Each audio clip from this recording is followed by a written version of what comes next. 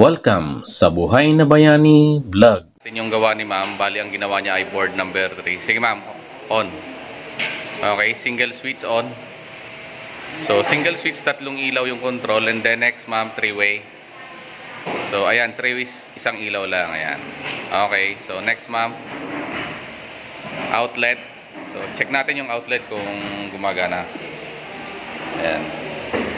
So ayan, kung mapapansin nyo, ayan, may voltage siya, 245 volts. Next, SPO.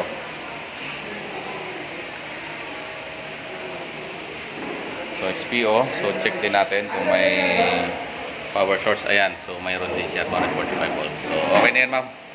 So off na ma'am. Okay. So ayan, okay yung ginawa niya sa board number 3. Maraming salamat sa panonood ng Buhay na Bayani Vlog. Lahat tayo ay pwedeng maging bayani.